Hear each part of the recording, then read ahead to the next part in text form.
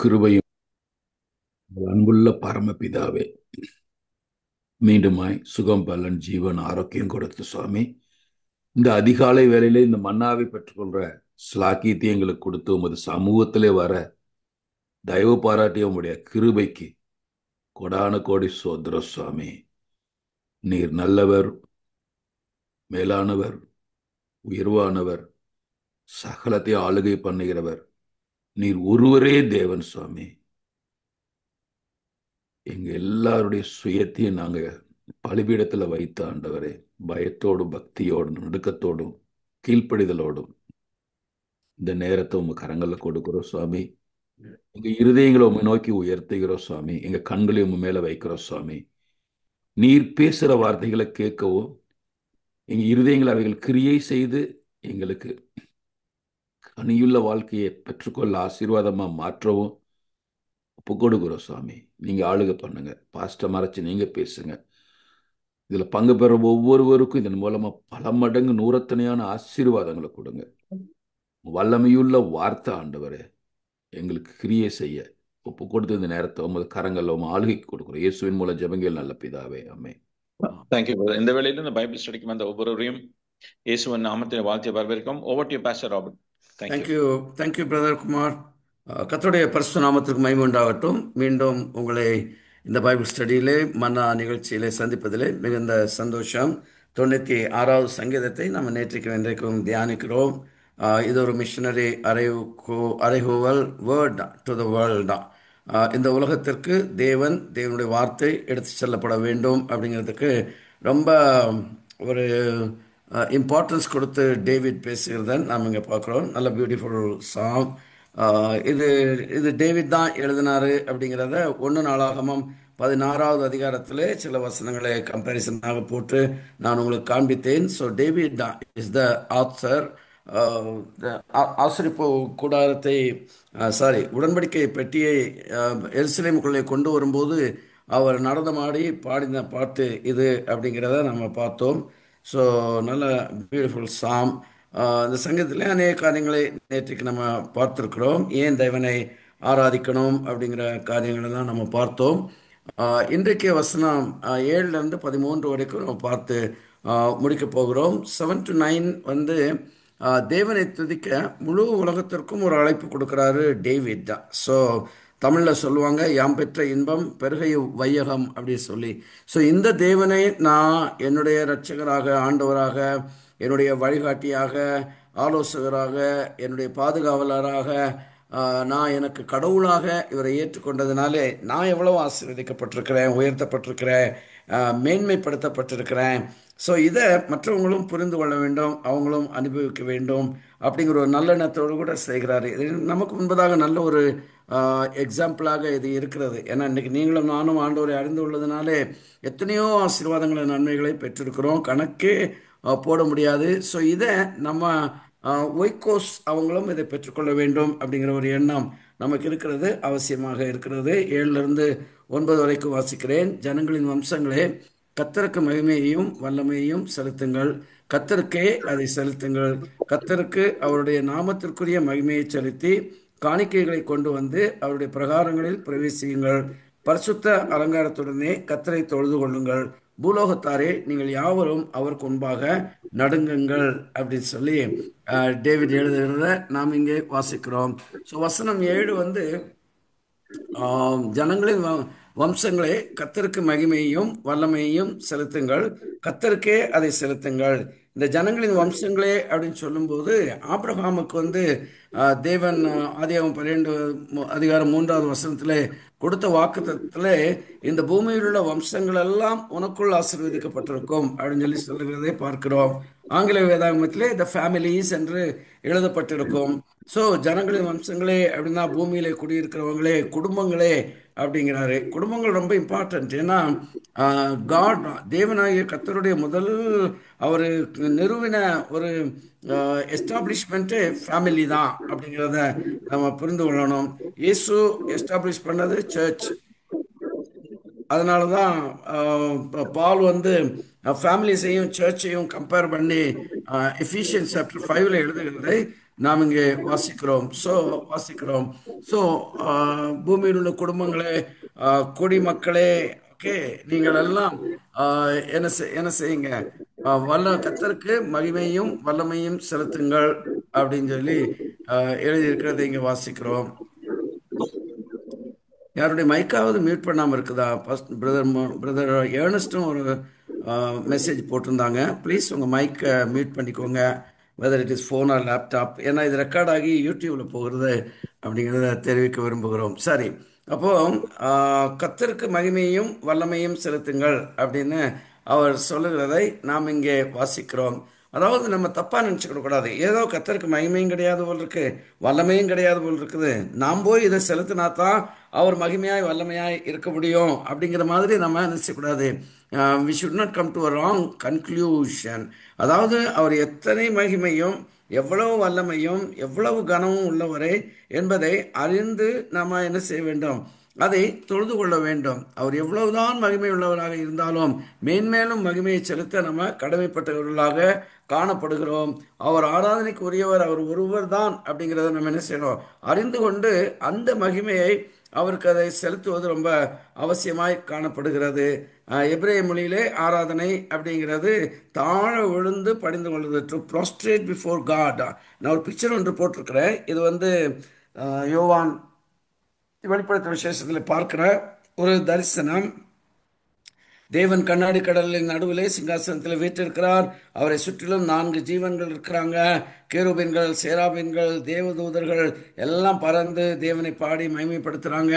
அதே நேரத்தில் 24 சிங்காசனங்கள். இது நான் ஏற்கனவே நிறைய முறை சொல்லியிருக்கிறேன். அந்த சிங்காசனங்களிலே 24 மூப்பர்கள் இருக்கிறாங்க. அந்த சிங்காசனங்கள் பொன்னினாலே செய்யப்பட்டது. எல்லா மூப்பர்களுக்கும் ஒரு பொன்னினாலே ஒரு கிரீடம் கொடுக்கப்படுகிறது. ஆனால் அவங்க என்ன செய்கிறாங்க, அந்த சிங்காசனத்திலிருந்து எழுந்திருக்கிறாங்க, அந்த கிரீடத்தை கழட்டி தரையில் வைக்கிறாங்க. தேவனுக்கு முன்பதாய் அவங்க குப்புற விழுந்து பணிந்து கொள்ளுகிறதை பார்க்கிறோம்.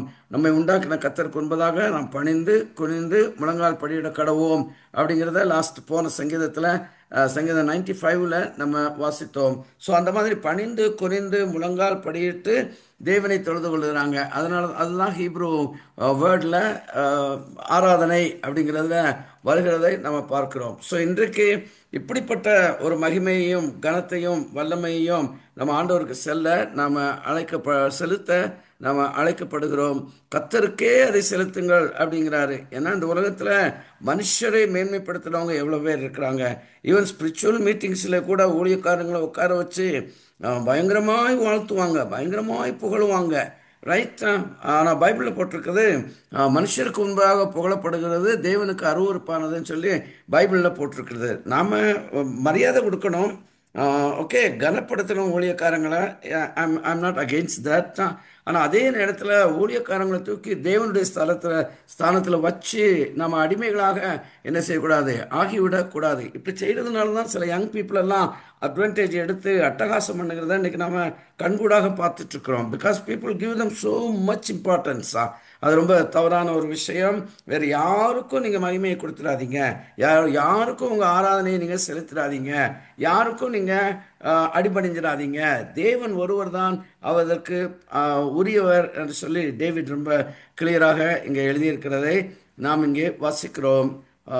கர்த்தருக்கு அவருடைய நாமத்திற்குரிய மகிமையை செலுத்தி காணிக்கைகளை கொண்டு வந்து அவருடைய பிரகாரங்களில் பிரவேசியுங்கள் அப்படின்னு சொல்லி வசனம் 8ல் நாம் வாசிக்கிறோம். அவருடைய நாமத்திற்கு உரிய அப்படிங்கிற வேர்டை நம்ம நல்லா புரிஞ்சுக்கணும். மகிமையை செலுத்தணுமா, அதாவது இங்கிலீஷ் பைபிளில் நாமத்திற்குரிய அப்படிங்கிறத டியூ அன்டு ஹிஸ் நேம் அப்படின்னு சொல்லி எழுதியிருக்கிறதே பார்க்கிறோம். டியூ அப்படிங்கிற வேர்டு உங்களுக்கு தெரியும் இல்லையா? ஒருத்தர் ஒரு கடன் வாங்கியிருந்தா அந்த கடன் is a due. So you have to pay back the due, இல்லாட்டி it will be bad on you. அந்த மாதிரி நம்ம பார்க்கிறோம். அப்போது நம்ம செலுத்த வேண்டிய ஒரு கடன், ஓகே, செய்ய வேண்டிய ஒரு கடமை அப்படிங்கிறத நம்ம புரிந்து கொள்ள வேண்டும். ஒன்று நம்ம நம்ம நம்ம ஆர்வமாக இதை செய்கிறோம், உண்மைதான். நம்ம வாலண்டரியாக வந்து தேவனை ஆராதிக்கிறோம், உண்மைதான். ஆனால் அதே நேரத்தில் we must know that it is due unto him and him alone. நம்ம செலுத்த வேண்டியது அவர் ஒருவருக்கும் தான் அப்படின்னு சொல்லி நம்ம பார்க்கிறோம். இந்த 2 வசனங்களில் 3 முறை என்ன செய்கிறாரு? செலுத்துங்கள், செலுத்துங்கள், செலுத்துங்கள். நான் அந்த பைபிள் நான் அந்த வசனத்தை மறுபடியும் உங்களுக்கு காண்பிக்கிறேன். நீங்கள் உங்கள் ஸ்க்ரீனை பார்த்தீங்கன்னு சொன்னால் 3 வேர்டு நான் எல்லோ லெட்டரில் போட்டு ஹைலைட் பண்ணியிருக்கிறேன். வசனம் 7ல் செலுத்துங்கள், செலுத்துங்கள் 2 முறை வருது. 8வது வசனத்தில் செலுத்தி அப்படின்னு சொல்லி வருது. நம்முடைய காமன் அண்டர்ஸ்டாண்டிங் என்னன்னு சொன்னால், தேவனுடைய சமூகத்தில் வந்தால் நம்ம கேட்க தான் செய்யணும். There is nothing for us to give to God அப்படிங்கிற ஒரு ஒரு ஒரு ஆட்டிடியூடாக ஒரு பிலீஃப் பீப்புளுக்குள்ளே இருக்கிறதை பார்க்குறோம். ஆண்டவரே அதைத்தாரும், இதைத்தாரும், இதை செய்யும், அதை செய்யும், அப்படி செய்யும், இப்படி செய்யும், இன்றைக்கே செய்யும், இப்பொழுதே செய்யும் அப்படின்னு சொல்லி ஆண்டவர்கிட்ட என்ன செய்கிறோம்? கேட்டுகிட்டே தான் இருக்கிறோம். But David says, apart from asking, there is something that you have to give also அப்படின்னு சொல்லி சொல்லுகிறதை பார்க்கிறோம். So this is okay. அப்போ நம்ம தேவனுடைய இடத்துல சமூகத்தில் வருதுலாம் பெற்றுக்கொள்ள வேண்டிய அந்த ஆட்டிடியூடோடு கூட வந்துட்டுருக்குறோம். ஆனால் அவருக்கு செலுத்த வேண்டியது என்னிடத்துல இருக்கிறதே அப்படிங்கிறத நாம் என்ன செய்கிறோம்? பல நேரங்களில் நம்ம மறந்து போய் விடுகிறோம் அப்படின்னு சொல்லி பார்க்கிறோம். Give and take is a very important policy in a love relationship அப்படின்னு சொல்லி எழுதியிருக்கிறேன். இது நமக்கும் தேவனுக்கும் உள்ளது ஒரு லவ் ரிலேஷன்ஷிப்பா. ஒரு ஹஸ்பண்டுக்கும் ஒய்ஃபுக்கும் உள்ளது ஒரு லவ் ரிலேஷன்ஷிப்பா. அதே மாதிரி சர்ச் பிலீவர்ஸுக்கும் நமக்கும் இருக்கிறது ஒரு love relationship. Different loves. Okay, agape love, storge love, okay, eros love அப்படின்லாம் நம்ம பார்க்குறோம். ஃபிலியோ லவ் அப்படின்னு சொல்லி. ஸோ எல்லாமே இந்த உலகத்து மக்களோடு கூட நம்ம பாராட்டுகிறதுனா it's love relationship. So we must have a give and take policy. ஒரு பையன் கல்யாணம் பண்ண உடனே ஒய்ஃப்ட சொன்னான்னா, ஏமா கல்யாண வாழ்க்கையில் நிறைய கிவ் அண்ட் டேக் இருக்குது அப்படின்னு சொல்லி எங்கள் மம்மி சொன்னாங்க அப்படின்னு. அந்த பொண்ணு சொன்னாலும், ஓ எனக்கு ரொம்ப சந்தோஷம், வெரி குட் தான், you give and I take அப்படின்னாலாம். ஓகே, ஸோ இந்த கிவ் அண்ட் டேக்னு வரும்போது காட் நம்ம என்ன சொல்கிறோம்? யூ கிவ் ஐ டேக் அப்படின்னு சொல்லி. ஆனால் நான் போட்டிருக்கிற பிக்சரை நீங்கள் பார்த்தீங்கன்னு சொன்னால் இட்ஸ் அ 2-வே பாலிசி அப்படிங்கிறத நம்ம அறிந்து கொள்ள வேண்டும். நான் அந்த ஆரோ மேலே நோக்கி போட்டிருக்கணும். ஓகே, ஸோ இட்ஸ் அ 2-வே டிராஃபிக் மாதிரி. Okay, you give and God takes, God gives and you take. அந்த மாதிரி ஒரு நல்ல ஒரு ரிலேஷன்ஷிப்புக்குள்ளே நம்ம வருகிறது ரொம்ப அவசியமாக இருக்கிறது. இதில் காணிக்கைகளை செலுத்தி அப்படின்னு சொல்லி சொல்லுகிறாரு. சர்ச்சஸில் அநேக இடங்களில் எல்லாம் ஓகே தான், ஆனால் பாஸ்டர் காணிக்கை மாத்திரம் பற்றி பேசிடக்கூடாது. பேசின உடனே ஜனங்கள் முகத்தை சுழிச்சுக்குவாங்க, வெளியே இவருக்கு ஒரு வேலையே கிடையாது, எப்பவும் காணிக்கை பேசுவார் அப்படின்னு சொல்லி. ஆனால் ஒரு வசனத்தை உங்களுக்கு நான் ஞாபகப்படுத்த விரும்புகிறேன். யாத்திராகம் 25:2 மோசஸ் எழுதுகிறாரு. அதாவது தேவனின் மோசஸை பார்த்து சொல்லுகிறாரு, இஸ்ரவேல் புத்திரர் எனக்கு காணிக்கையை கொண்டு வரும்படி அவர்களுக்கு சொல்லு அப்படிங்கிறாரு. ஸோ இது என்னன்னா, டேவிட் சொல்கிறாரு, ஃபர்ஸ்ட் கிரானிக்கல்ஸ்லாம் சாப்டர் 29 நான் நினைக்கிறேன். அதில் டேவிட் சொல்கிறாரு, ஆண்டவரே உங்ககிட்ட இருந்து நாங்கள் பெற்றுக்கொண்டதை திருப்பி உங்களுக்கே கொடுக்கும்படியான ஒரு வாய்ப்பை எங்களுக்கு கொடுத்தீங்களே, ஐ தேங்க்யூ அப்படின்னு சொல்லி டேவிட் சொல்லுகிறத நம்ம வாசிக்கிறோம். ஸோ காணிக்கையை கொண்டு அவருக்கு செலுத்துவது அவசியம். காணிக்கை மாத்திரமல்ல, நம்ம தேவனுக்கு நம்முடைய நேரத்தை செலுத்தணும், நம்முடைய பலத்தை செலுத்தணும், நம்முடைய மனதை செலுத்தணும். அவருக்கு ஆத்துமாக்களை கொண்டு காணிக்கைகளாக நம்ம செலுத்தணும், அவருடைய ஊழியத்தை செய்யணும். இதெல்லாம் நம்ம தேவனுக்கு செலுத்த வேண்டிய ஒரு கடமை அப்படிங்கிறத நம்ம பார்க்கிறோம். ஸோ பால் தன்னுடைய ஆவி ஆத்மா சரீரத்தை முற்றிலுமாக ஆண்டவருக்கு ஒப்பு கொடுத்த ஒரு மனுஷனாக இருந்தார். ஸோ அவருடைய நாமத்திற்கு உரிய மகிமையை செலுத்துங்க. So what you are giving is only due and to him. நீங்கள் ஒன்றும் புதுசாக ஒன்றும் கொடுக்கல, நீங்களா உங்கள் கையிலேருந்து ஒன்றும் கொடுக்கல, அவர்கிட்ட வாங்கினதை தான் திருப்பி என்ன செய்ய போகிறீங்க? அவர்கிட்ட கொடுக்க போகிறீங்க அப்படின்னு சொல்லுகிறதை பார்க்கிறோம். தயவுசெய்து இந்த கிவ் அண்ட் டேக் பாலிசியை உங்கள் லைஃப்பில் நீங்கள் ஃபாலோ பண்ணுங்கள். உங்கள் life will be very happy, specially married life. நீங்கள் ஹஸ்பண்ட் ஒரு ஒய்ஃப் இதை கேட்டுட்ருக்கிறீங்கன்னு சொன்னால் you must have give and take policy. Okay, so that's nice one. அப்போது கர்த்தருக்குரிய மகிமையை செலுத்துங்க, காணிக்கைகளை கொண்டு அவருடைய பிரகாரங்களிலே பிரவேசியுங்கள் அப்படின்னு சொல்லி காணிக்கைன்னு சொல்ல வரும்போது நம்ம அதை வீட்டிலேயே எடுத்துகிட்டு வச்சு பைபிளில் வச்சுட்டு வந்துடணும். நான் நிறைய பேர் பார்த்துருக்குறேன், அங்கே பர்ஸ் எடுத்து தொழாவி பர்ஸ் எடுத்து பார்த்தா 500 இருக்கும், ஓகே. நான் ஒரு தடவை ஆக்சுவலாகவே ஒரு ஒரு ஒரு மீட்டிங்கில் நான் பார்த்தேன். என் பக்கத்தில் இவ்வளவும் ஊழியக்காரங்க மீட்டிங்கில் பக்கத்தில் ஒரு ஊழியக்காரர் காணிக்க டைமில் பர்ஸ் எடுக்கிறாரு. நான் ஐ மீன் என்னால் கவனிக்காமல் இருக்க முடியலை. முதல்ல ₹500 நோட் இருந்துச்சு, அதெல்லாம் ரிஜெக்ட் பண்ணிட்டாரு. அப்புறம் 200 இருந்துச்சு, ரிஜெக்ட் பண்ணிட்டாரு. அப்புறம் 100 இருந்துச்சு, ரிஜெக்ட் பண்ணிட்டாரு. அப்புறம் 50 இருந்துச்சு, ரிஜெக்ட் பண்ணிட்டாரு. கடைசியில் ஒரு ₹20 நோட் இருந்துச்சு, அதை கொண்டு போய் என்ன செய்தாரு, காணிக்கை போட்டாரு. ஆனால் நம்ம எங்கே போனாலும் முதல்ல first of all give your best to God. இருக்கிறதெல்லாம் நல்லதை, ஓகே. ஒரு 500 கொடுக்க முடியாட்டாலும் அட்லீஸ்ட் ஒரு 200ஆவது தேவனுக்கு கொடுக்கணும் அப்படிங்கிற ஒரு மனசு என்ன செய்ய வேண்டும், நமக்கு வர வேண்டும். அது முதல்லயே எடுத்து வீட்டிலேயே இப்போ ஜெபம் பண்ணி பைபிளில் வச்சுட்டு வந்துட்டா எவ்வளோ வசதியாக இருக்கும். அங்கேருந்து ஏன்னா சர்ச்சஸில் நாங்கள் ஸ்டேஜில் இருக்கிறதுனால ஜனங்களை பார்க்குறோம். அம்மாமார் பர்ஸு திறந்து காணிக்கை இல்லாமல் ஹஸ்பண்டை எல்போவில் இடித்து திட்டுகிறத அங்கேருந்து பார்க்க முடியும். என்ன அர்த்தம்னு சொன்னால், காலையில் போய் பால் வாங்குறீங்களே, சில்லறை வாங்கியிருக்கலாம் இல்லையா, இப்போ சில்லறை இல்லையே, எதை போடுறது அப்படிங்கிற மாதிரி பார்க்குறாங்க. பட் காணிக்கைகளை நம்ம மனப்பூர்வமாய் கொண்டு வரணும், தாராளமாய் கொண்டு வரணும். இதை கர்த்தருக்கு கொடுக்குறேன், this is not a waste, what I give will come back to me அப்படிங்கிற ஒரு எண்ணத்தோடு கூட இன்னைக்கு ஆண்டவருக்கு காணிக்கைகளை செலுத்துவது ரொம்ப அவசியமாக இருக்கிறது. வெர்ஸ் 9, பரிசுத்த அலங்காரத்துடனே கர்த்தரை தொழுது கொள்ளுங்கள், பூலோகத்தாரே நீங்கள் யாவரும் அவருக்கு முன்பாக நடுங்குங்கள். அப்போ பரிசுத்த அலங்காரத்துடனே கர்த்தரை தொழுது கொள்ளணும் அப்படின்னு சொல்லி அங்கே டேவிட் சொல்லுகிறதை பார்க்கிறோம். ஃபர்ஸ்ட் பீட்டர் 3:3-5 வாசிச்சா, மயிரை பின்னி பொன் ஆபரணங்களை அணிந்து உயர்ந்த வஸ்திரங்களை உடுத்திக் கொள்ளுதலாகிய புறம்பான அலங்கரிப்பு உங்களுக்கு அலங்காரமாய் இராமல், அழியாத அலங்காரமாய் இருக்கிற சாந்தமும் அமைதலும் உள்ள ஆவியாகிய இருதயத்துள் மறைந்திருக்கிற குணமே உங்களுக்கு அலங்காரமாய் இருக்க கடவுது. அதுவே தேவனுடைய பார்வையில் விலையேற பெற்றது. இப்படியே பூர்வத்தில் தேவனிடத்தில் நம்பிக்கையாக இருந்த பரிசுத்த ஸ்திரீகளும் தங்களுடைய புருஷர்களுக்கு கீழ்ப்படிந்து தங்களை அலங்கரித்தார்கள் அப்படின்னு சொல்லி எழுதியிருக்கிறதை பார்க்கிறோம். அதாவது மயிரை பின்னி பொன்னாபரணங்களை அணிவது தவறுன்னு சொல்லி இங்கே எழுதலை, ஓகே. நிறைய பேர் இதை எடுத்துட்டு நீ நகையை கழட்டு அப்படிங்கிறாங்க. That's very very wrong.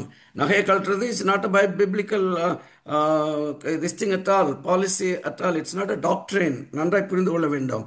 நகையை கழட்டணும். இப்போ என் ஒய்ஃபை நகையை கழட்டியிருக்கிறாங்க, பிகாஸ் ஷீ டிடன்ட் வாண்ட். நகையை கழட்டி என்ன செய்வாங்க, நிறைய பேர் நான் பார்த்துருக்கேன். நாங்கள் அப்ராடில் இருந்ததுனால பார்த்துருக்குறோம். அங்கேயும் சிபிஎம் பீப்புளும் அவங்கெல்லாம் இருக்கிறாங்க, நகை போட மாட்டாங்க.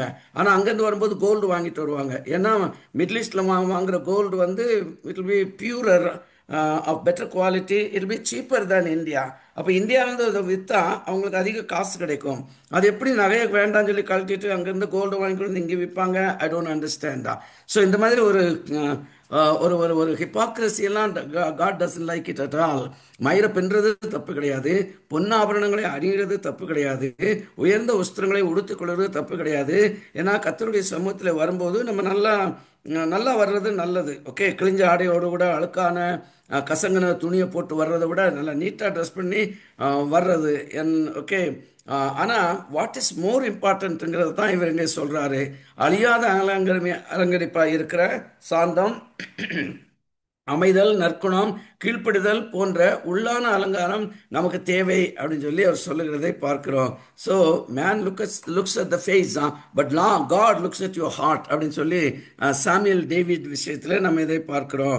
அப்போ ஆண்டவருடைய சமூகத்தில் வரும்போது நம்மை ஜெபம் பண்ணி நம்மை ஆயத்தம் பண்ணி, ஆண்டவரே என்னை பரிசுத்தப்படுத்தும், உங்கள் சமூகத்துக்கு போகிறேன், நாங்கள் அமர்ந்திருக்கிற எனக்கு ஒரு தகுதியை தாரும், அபாத்திரமாக நான் உங்கள் சமூகத்தில் வந்து நான் இருக்கக்கூடாது, ஆண்டவரே என்னை ஒரு பாத்திரவானாக மாற்றும் அப்படின்னு சொல்லி ஜெபம் பண்ணி நல்ல ஒரு சாந்தத்தோடு கூட வரும்போதே, ஹஸ்பண்ட் அண்ட் ஒய்ஃப் சர்ச்சுக்கு வரும்போதே சண்டை போட்டுட்டு வந்தால் என்ன பிரயோஜனம் யோசிச்சு பார்க்கணும். அந்த மாதிரி செய்கிறவங்க நிறைய பேர் இருக்கிறாங்க. வரும்போது சண்டை போடுவாங்க, சர்ச்சில் ஒருத்தர் இங்கேயும் ஒருத்தர் அங்கேயும் உட்காருவாங்க, போகும்போது மறுபடியும் சண்டை போட்டுட்டு போவாங்க.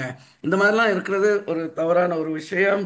நமக்கு சாந்தம் வேணும், அமைதல் வேணும், நற்குணம் வேணும், கீழ்ப்பிடுதல் வேணும், ஓகே. இந்த மாதிரி ஒரு பரிசுத்த அலங்காரத்தோடு கூட தான் வந்து தேவனை தொழுது கொள்ளணும். வெளிப்படையாக கையை தூக்கி அல்லேலூயா சொல்கிறதுனால God will not be impressed, okay. So ரொம்ப கவனமாக இருக்கணும். பரிசுத்த அலங்காரத்தோடு கூட தொழுது கொள்ளணும். பூலோகத்தாரே நீங்கள் யாவரும் அவருக்கு முன்பதாக நடுங்குங்கள் அப்படிங்கிற ஒரு வேர்டை நாம் இங்கே பார்க்கிறோம். ஸோ கிறிஸ்தவ குணாதிசயத்தில் ரொம்ப முக்கியமானது தேவனுக்கு பயப்படுகிற பயம். மறுபடியும் இன்னைக்கு ஆராதனை வீரர்கள் அப்படி சொல்லி வந்துட்டு, இல்லை ஊழியக்காரங்கன்னு சொல்லிட்டு மேடையில் இருந்து கண்ணாபின்னான்னு பேசுகிறாங்க பாருங்க. அதுக்கெல்லாம் என்ன reason? They don't have the fear of God. ஓ, அவர் அப்பா தானே, அவர் அண்ணன் தானே, ஓ அவர் நண்பர் தானே, அந்த மாதிரி ஒரு ஒரு ஒரு சீப் ஆட்டிடியூட் நிறைய பேருக்கு வந்துக்கிறத பார்க்குறோம். That's all very wrong. அவர் அப்பா தான் இல்லைன்னு சொல்லலை, அண்ணன் தான் இல்லைன்னு சொல்லலை, ஓகே, அவர் நண்பர் தான் இல்லைன்னு சொல்லலை. But at the same time he is God and he is worthy of all glory, honor, praises, and we have to fear God. இந்த தேவனுக்கு நம்ம பயந்து நடக்கிறது ரொம்ப முக்கியமான ஒரு விஷயம்.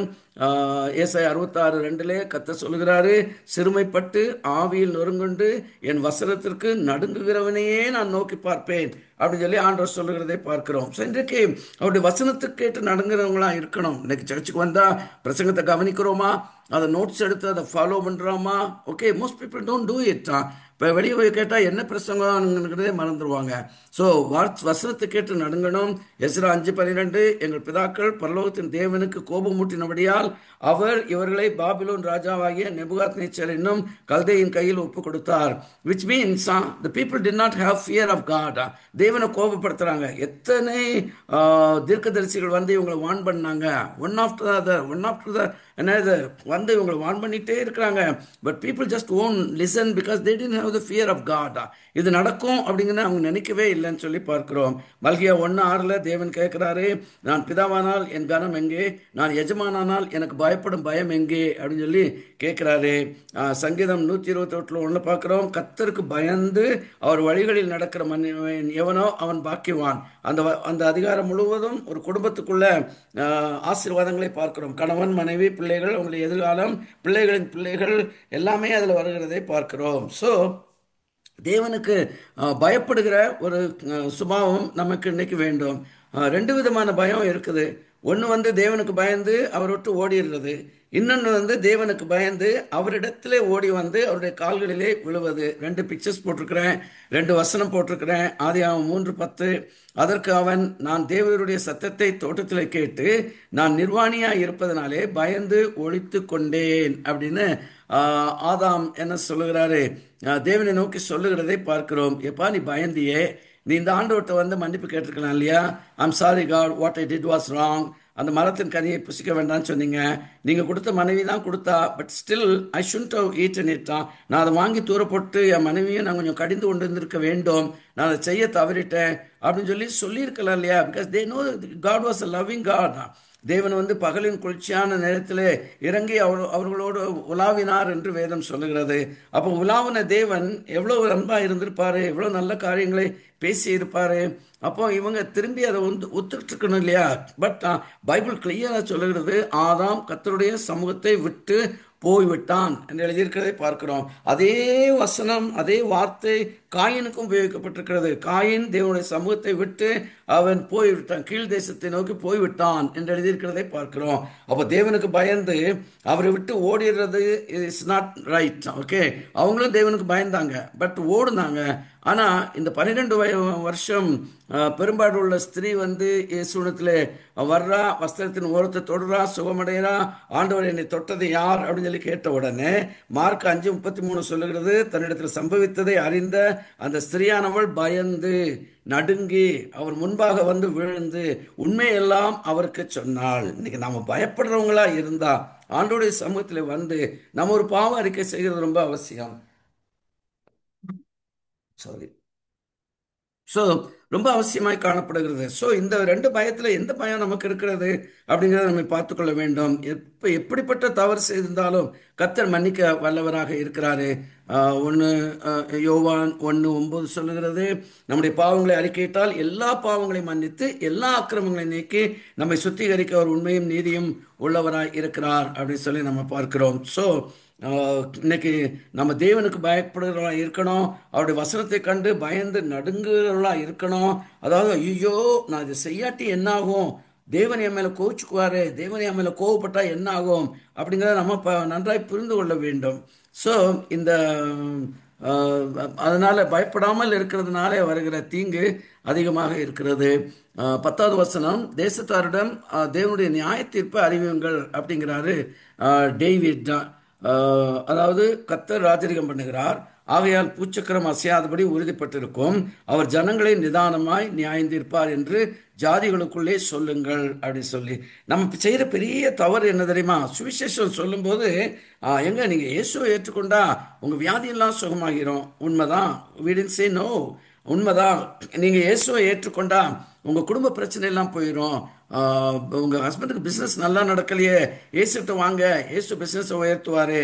மகளுக்கு கல்யாணம் நடக்கலைங்கிறீங்களே, இயேசுகிட்ட வாங்க, கல்யாணத்தை நடத்தி வைப்பார். குடும்பத்தில் குழப்பங்கிறீங்களே, இயேசுகிட்ட வாங்க, கர்த்தர் இதெல்லாம் பார்த்துக்கொள்வார். இதெல்லாம் ஓகே தாங்க, இட்ஸ் ட்ரூங்க. But this are all fringe benefits. ஃப்ரிஞ்ச் பெனிஃபிட்ஸ்னா தெரியும் இல்லையா? கொசுருன்னு சொல்லுவாங்க எங்கள் ஊரில், திருநெல்வேலியில். இங்கே எப்படி சொல்லுவீங்க எனக்கு தெரியாது. கொசுருன்னு சொல்லுவாங்க. அம்மாமார் போய் காய்கறி வாங்கினா அந்த கடைக்காரர் சொல்லுவார், அக்கா கொஞ்சம் உங்கள் பைய காமிங்கன்னு சொல்லி கொஞ்சம் கருவேப்பிலை எடுத்து உள்ளே போடுவார், கொஞ்சம் கொத்தமல்லி எடுத்து இலையை போடுவார், கொஞ்சம் பச்சை மிளகாய் போடுவார். அதெல்லாம் ஃப்ரீ. நீங்கள் இதெல்லாம் வாங்குறதுனால இதை அவர் இலவசமாக கொடுக்குறாரு. So that's called fringe benefit. இயேசுடத்தில் வந்தால் நம்முடைய வியாதி சுகமாகிறதும், குடும்பத்தின் பிரச்சனைகள் நீங்கிறதும், ஏழ்மை தரித்திரங்கள்லாம் போகிறதும் எல்லாம் ஃப்ரிஞ்ச் பெனிஃபிட்ஸ் தான். But what is the main thing? இயேசுடத்தில் வருகிறது அப்படின்னு சொல்லி அவங்ககிட்ட சொல்லணும். பரலோகத்தை பற்றி சொல்லணும், நரகத்தை பற்றி சொல்லணும். பார்த்த உடனே நீ ரட்சிக்கப்படாது படாட்டி நரகத்துக்கு போயிடுவோன்னு சொல்லி சொல்லக்கூடாது. அவங்ககிட்ட பழகி அவங்கள உங்கள் மேலே ஒரு நம்பிக்கையை உருவாக்கி அவர்களோடு கூட ஒரு உறவை ஏற்படுத்தி கொண்டு அவங்களுக்கு நல்ல உதவிகளை செய்து இயேசுடைய நிபந்தனையற்ற அன்பை அவர்களுக்கு காண்பித்து அவங்க சர்ச்சுக்கு கொண்டு வந்து கொஞ்சம் கொஞ்சமாக அவங்ககிட்ட நம்ம என்ன செய்யணும்? பரலோகத்தை குறித்தும் நரகத்தை குறித்தும் அவங்ககிட்ட கட்டாயம் சொல்லணும். இன்றைக்கெல்லாம் அந்த நாட்களெல்லாம் பெரிகாஸ்டல் சர்ச்சஸில் ஹெவன் அண்ட் ஹெல்லை பற்றி அடிக்கடி பேசுவாங்க. The return of the Lord குறித்து அடிக்கடி பேசுவாங்க. பட் இதெல்லாம் இன்றைக்கி யாரும் பேசுகிறதே கிடையாது. இன்றைக்கெல்லாம் ஆசீர்வாதம், சுகம், ஓகே, நன்மை இது அப்படின்னு சொல்லி தான் சொல்லுகிறதை பார்க்குறோம். அபிஷேகம் அப்படின்னு சொல்லி பறைசாற்றுகிறதை பார்க்கிறோம். But that is wrong. நம்ம ஜனங்களுக்கு கட்டாயம் நரகத்தை குறித்தும் பரலோகத்தை குறித்தும் கட்டாயமாக நாம் என்ன செய்ய வேண்டும்? அவர்களுக்கு ஒரு விழிப்புணர்வை ஏற்படுத்துவது அவசியமாக இருக்கிறது. அவர் ஜனங்களை நிதானமாய் நியாயந்தீர்ப்பார் என்று ஜாதிகளுக்குள்ளே சொல்லுங்க சொல்லி 7 விதமான நியாய தீர்ப்புகள் இருக்குது. அதெல்லாம் சொல்ல எனக்கு டைம் கிடையாது. That's separate topic. ஆனாலும் ஒரு 3 காரியங்களை சொல்ல விரும்புகிறேன். ஒன்று ஜனங்களுடைய கீழ்ப்படியாமையினாலே வருகிற தேவ கோபம், தண்டனை. இது இந்த உலகத்தில் இம்மிடியேட்டாக வருகிற ஒரு விஷயமாக இருக்கிறது. ஆண்டவர் பஞ்சம், பட்டயம், கொள்ளை நோய், சிறையிருப்பு போன்றவைகளை வைத்து இஸ்ரவேல் ஜனங்கள்கிட்ட என்ன செய்தார்? அவர்களை நியாயம் தீர்த்தார் என்று சொல்லி பார்க்கிறோம். காட்ஸ் ஜட்மெண்ட் தான் வாஸ் ஆல்சோ ஹிஸ் பனிஷ்மெண்ட் தான். அவருடைய நியாய தீர்ப்பு அப்படிங்கிறது தேவனுடைய தண்டனை அப்படிங்கிறத நாம் பார்க்கிறோம். ஆனால் அதே நேரத்தில் ஒரு நீதிமான்களுடைய நியாய தீர்ப்பு நடக்கும் என்று 2 Corinthians 5:10 பார்க்கிறோம். ரோமர் 14:12 பார்க்கிறோம். ரட்சிக்கப்பட்டவங்களாக இருந்தாலும் ஆண்டவருடைய ரகசிய வருகையில் எடுத்துக்கொள்ளப்பட்ட பின்பு மத்தியாகத்தில் நடக்கிற முதல் சம்பவம் இதுதான். நாம் இந்த பூமியில் இருக்கும்போது நம்ம ஆண்டவருக்காக நம்ம சரீரத்திலே என்ன செய்தோம், என்ன செய்ய தவறினோம் அப்படிங்கிறது குறித்து ஒரு கணக்கு நாம் ஒப்புவிக்க வேண்டும். இந்த 2 வசனங்களையும் பவுல் தான் எழுதுகிறாரு. நம்ம கணக்கு ஒப்புவிக்கிற ஒரு வேலை அங்கே வரப்போகிறது. அதனால இந்த பூமியில் இருக்கும்போது நம்ம கவனமாய் வாழுவது அவசியமாய் காணப்படுகிறது. 3வது பார்த்தீங்கன்னு சொன்னால் ஒரு வெள்ளை சிங்காசன நியாய தீர்ப்பு. இது வெளிப்படுத்தும் விசேஷம் 20:11-15 வரைக்கும் நீங்கள் வாசிப்பீங்க. நீங்கள் அதை வாசிச்சிங்கன்னு சொன்னால் இப்போ உலகத்திலே ஆதாம் முதல் கடைசி மனுஷன் வரைக்கும் யார் யார் இயேசுவை ஏற்றுக்கொள்ளாமல், அறியாமல், நிராகரித்து பாவத்தில் வாழ்ந்து மரித்தார்களோ அவங்களெல்லாம் பாதாளத்தில் அவங்க காத்து கொண்டிருக்கிறாங்க. பாதாளத்திலையும் சஃபர் பண்ணுறாங்க, அங்கேருந்து காத்துட்டு கொண்டிருக்கிறாங்க. ஆனால் 1000 வருஷம் அரசாட்சி முடிந்த உடனே அவங்கெல்லாம் உயிர்த்தெழுந்து வருவாங்க. இதெல்லாம் பிப்ளிக்கல். ஓகே, உயிர்த்தெழுந்து வந்து இவங்க வெள்ளை சிங்காசன நியாயத்திற்கு முன்பாக நிற்பாங்க. அங்கே புஸ்தகங்கள் இருக்கும், புஸ்தகங்கள் திறக்கப்படும். அந்த புஸ்தகங்களுடைய அவங்களுடைய கிரியைகள் எல்லாம் எழுதப்பட்டிருக்கும். அந்த கிரியைகளின்படி அவர்கள் நியாயம் தீர்ப்பார்கள் என்று யோவான் சொல்லுகிறாரு. கடைசி வசனத்திலே ஜீவ புஸ்தகத்திலே பெயர் எழுதாதவனாய் காணப்பட்டவன் எவனோ அவன் கந்தகமும் அக்கினியும் எரிகிற கடலிலே தள்ளப்பட்டான். That's ultimate end. அதுக்கப்புறம் there is no coming back at all அப்படிங்கிறத நாம் புரிஞ்சுக்கிறது அவசியமாக இருக்கிறது. ஸோ ஒரு வெள்ளை சிங்காசன நியாய தீர்ப்பு இதை மற்றவங்களுக்கு சொல்லணும். முதல்ல நாம் என்ன செய்யணும்? இதை தெரிந்து கொள்வது அவசியமாக இருக்கிறது அப்படி சொல்லி நம்ம பார்க்குறோம். ஸோ அநேகருக்கு இந்த நியாய தீர்ப்பு குறித்த ஒரு பயமும் கிடையாது. இன்னைக்கு பயப்படுங்கள் இல்லையா, நடுங்குங்கள் அப்படின்லாம் சொல்கிறார் இல்லையா. அப்போ இந்த தேவனை நம்ம எதிர்த்துக்கிட்டா என்ன நடக்கும்? இவர் கீழ்ப்படியாமல் போனால் என்ன நடக்கும்? இன்னைக்கு இந்த கிரேஸ் டீச்சிங்கை பற்றி ரொம்ப ரொம்ப கேர்ஃபுல்லாக இருக்கணும். Grace grace கிரேஸ்ங்கிறாங்க. ஓகே, கிருபை கிருபை கிருபை, சூப்பர்லேட்டிவ் கிரேஸ், சுப்பீரியர் கிரேஸ் அப்படிலாம் பேசுகிறாங்க. அதாவது நீ ரட்சிக்கப்பட்டுட்ட, இயேசு சொந்த ரட்சகராக ஏற்றுக்கொண்ட. Okay, now you are a child of God. இனி போய் நீ என்னமும் செய்யி. ஓகே, கர்த்தர் என்ன செய்வார், நீ என்ன பாவம் செய்தாலும் கடைசியில் உன்னை பரலோகத்துக்கு கொண்டு வந்துடுவாருன்னு சொல்லி இதுக்கு ஒரு எக்ஸாம்பிளும் சொல்லுவாங்க. ஒரு ராஜாவுடைய மகன் இளவரசன், அவன் கெட்டு போய் குடிகாரனாகி பயங்கரமாக சாக்கடையில் போய் குடிச்சிட்டு சாக்கடையில் போய் படுத்து கிடக்கிறான். ஆனால் ராஜா சும்மா இருப்பாரா? இல்லை இல்லை, அவனை போய் கொண்டு வந்து கழுவி சுத்தம் பண்ணி அவனை தூக்கி சிங்காசனத்தை வச்சிருவாரு அப்படின்லாம் சொல்கிறாங்க. இல்லை, this is not going to happen. நன்றாக புரிஞ்சுக்கணும். இன்னைக்கு நம்ம சைல்ட் ஆஃப் காடாக இருக்கலாம், நாளைக்கு இந்த ப்ரிவிலேஜை லூஸ் பண்ணுகிற ஒரு ஆப்பர்ச்சுனிட்டியும் நம்முடைய வாழ்க்கையிலே வர முடியும் அப்படிங்கிறத தயவுசெய்து நம்ம மறந்துடக்கூடாது. ஸோ நியாய தீர்ப்பை நம்ம உணர்ந்து கொள்ளணும். நான் எப்பவுமே சொல்லுவேன், if you rub him on the wrong side தான். ஓகே, தேவனுக்கு விரோதமாய் நம்ம நடந்து தேவனை கோபம் முட்டாமல் இருக்கிறத இன்னைக்கு நம்ம ரொம்ப இதாக வச்சுக்கணும். 11 13 வரைக்கும் வாசிப்பீங்கன்னு சொன்னால், வானங்கள் மகிழ்ந்து பூமி பூரிப்பாகி சமுத்திரமும் அதன் நிறைவும் முழங்குவதாக, நாடும் அதில் உள்ள யாவும் கழிகூறுவதாக. அப்பொழுது கர்த்தருக்கு முன்பாக காட்டு விருட்சங்கள் எல்லாம் கம்பீரிக்கும். அவர் வருகிறார், அவர் பூமியை நியாயம் தீர்க்க வருகிறார். அவர் பூலோகத்தை நீதியோடும் ஜனங்களை சத்தியத்தோடும் நியாயம் தீர்ப்பார் அப்படின்னு சொல்லி. ஸோ கடைசியாக முடிக்கும்போது பார்த்தீங்கன்னு சொன்னால் நல்ல ஒரு ஹாப்பி நோட்டோட முடிக்கிறாரு. சங்கீதம் 95 ஒரு சேட் நோட்டோடு முடிஞ்சது. ஆனால் சங்கீதம் 96 ஹாப்பி நோட்டோடு முடிக்கிறாரு. மகிழ்ச்சியை சொல்லுகிறாரு, பூரிப்பை சொல்லுகிறாரு, நிறைவை சொல்லுகிறாரு. முழக்கம் முழக்கம் சொன்னால் செலிப்ரேஷன். ஓகே இல்லையா? சங்கே முழங்கு அப்படிங்கிறாங்க. ஸோ முழக்கம், கழிகூறுதல், கம்பீரம் அப்படி சொல்லி இந்த காரியங்கள் எல்லாம் இங்கே தாவீது சொல்லுகிறதை நாம் வாசிக்கிறோம். ஸோ அவருடைய சொன்ன இந்த வார்த்தைகளின்படி நம்ம நடந்து கொண்டால் நம்முடைய முடிவு இப்படி தான் இருக்கும் அப்படிங்கிறத புரிந்து கொள்ளணும். சங்கீதம் வசனம் 13 கிளியராக சொல்லுகிறாரு, அவர் வருகிறார். நானும் உங்களுக்கு சொல்ல விரும்புகிறேன், அவர் வருகிறார், சீக்கிரமாய் வரப்போகிறாரு. மத்தியாகாயத்தில் வந்து நம்மை ஏற்றுக்கொள்ளும்படியாக வரப்போகிறாரு. அவர் சொன்னார் ஜான் 14:2 அவர் சொல்லுகிறாரு, நான் போகிறேன், என்னுடைய பிதாவின் வீட்டில் அநேக வாசஸ்தலங்கள் உண்டு, நான் உங்களுக்குன்னு ஒரு வாசஸ்தலத்தை உருவாக்க போகிறேன். அதை உண்டாக்கின பின்பு நான் இருக்கிற இடத்திலே நீங்களும் இருக்கும்படியாய் நான் மறுபடியும் வந்து உங்களை அழைத்து செல்வேன் என்று ஆண்டவர் சொல்லி இருக்கிறாரு. ஓகே, அதே அதிகாரத்தில் 18வது வசனத்தில் சொல்கிறாரு, நான் உங்களை திக்கற்றவர்களாய் விடேன், நான் உங்களிடத்தில் வருவேன் என்று சொல்லி. நியூ டெஸ்டமெண்ட்டில் மாத்திரம் 22 டைம்ஸ் ஜீசஸ் தன்னுடைய சொந்த வாயினாலே அவர் வருவேன் வருவேன் வருவேன் என்று சொல்லியிருக்கிறாரு. Not just once R twice, 22 times இந்த காஸ்பல் அண்ட் இந்த புக் ஆஃப் ரிவிலேஷன் ஜீசஸ் தன்னுடைய சொந்த வாயினாலே சொல்லுகிறாரு. அதே நேரத்தில் பார்த்தீங்கன்னா ஆதியாகமத்திலிருந்து வெளிப்படுத்தின விசேஷம் வரைக்கும் 2400 முறை இயேசு வருவார் அப்படின்னு சொல்லி எழுதியிருக்கிறதை பார்க்கிறோம். இன்னைக்கிலிருந்து 5300 5900 ஆண்டுகள் 5900 ஆமாம் இயேசு முன்னாடி வாழ்ந்த ஏனோக்கே இயேசு வருகிறார், எதற்காக வருகிறார், யாரோடு கூட வருகிறார், எப்படி வருகிறார் அப்படிங்கிறதெல்லாம் யூதா புஸ்தகத்தில் எழுதியிருக்கிறதை நம்ம வாசிக்கிறோம். So throughout the Bible it talks about the second coming of Jesus Christ தான். இன்னைக்கு நம்ம கடைசி நாட்களில் வாழ்ந்து கொண்டு இருக்கிறோம். அவருடைய வருகை இருக்கும். அவரை ஜனங்களை நீதியோடு கூட அவர் நியாயம் தீர்ப்பார். ஜனங்கள் செய்கிற தவறுகளுக்குரிய தண்டனையை அவர்கள் பெறாமல் இருக்க முடியாது அப்படிங்கிறத பார்க்கிறோம். But at the same time நாம் அவரை ஆராதிக்கிறவர்களாய், துதிக்கிறவர்களாய், உயர்த்துகிறவர்களாய், கனப்படுத்துகிறவர்களாய் இருக்கிறார். அவருக்கு உரிய கனத்தை அவருக்கு நம்ம செலுத்துகிற அவருடைய பிள்ளைகளாக இருந்தால் இன்றைக்கி நமக்கு மகிழ்ச்சி உண்டாகும், பூரிப்பு உண்டாகும், நிறைவு உண்டாகும், நம்முடைய வாழ்க்கையிலே முழக்கம் உண்டாகும், கலிகூறுதல் இருக்கும். நம்ம கம்பீரமாய் சோர்ந்து போய் நம்ம நடக்க வேண்டிய அவசியம் கிடையாது. முகத்தை தொங்க போட்டு நடக்கணும்னு அவசியம் கிடையாது. கம்பீரமாய் நடக்க, ராஜநடை நடக்க ஆண்டவர் நமக்கு கட்டாயமாய் உதவி செய்வார். ஸோ இந்த வார்த்தைகளோடு கூட நான் முடிக்க விரும்புகிறேன். அடுத்தாப்பில் நெக்ஸ்ட் டியூஸ்டே தான் நம்ம மீட் பண்ண போகிறோம். சண்டே வீக்கெண்ட் மீட்டிங்ஸை மறந்துடாதீங்க. ஃப்ரைடே ஈவினிங்கில் நமக்கு அனாயிண்டிங் மீட்டிங் இருக்குது. சாட்டர்டே மார்னிங்கில் ஃபாஸ்டிங் ப்ரேயர், சாட்டர்டே ஈவினிங்கில் we have youth meeting. Sunday 4 services தான். 3 சர்வீஸ் மெயின் சர்ச்லையும் 4வது சர்வீஸ் ஆர்எஸ்புரத்துலையும் நடக்கும். ஸோ இதெல்லாம் நினைவுக்கு வந்து ஜெபம் பண்ணுங்க. பாஸ்டர் அப்ராட் போயிருக்கிறாங்க, யூகே போயிருக்கிறாங்க. அவங்களுடைய பிரயாணம், ஊழியங்கள், பாதுகாவல் எல்லாத்துக்காக ஜெபம் பண்ணுங்க. கர்த்தர் உங்களை ஆசீர்வதிப்பாராக. Have a blessed weekend.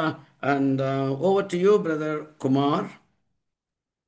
Price pastor. Tuesdays நமக்கு இருக்காது பாஸ்டர், 1ஆம் தேதி வாக்குத்தத்த ஆராதனை. ஆமாம் ஆமாம்.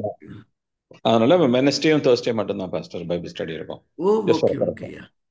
Thank you pastor. அதை ஞாபகம் வச்சுக்கோங்க. ரைட். ஆமா, சிஸ்டர் பியூலா ஒரு ஜாம் பண்ணி முடிச்சிடுறீங்களா? தேங்க்யூ.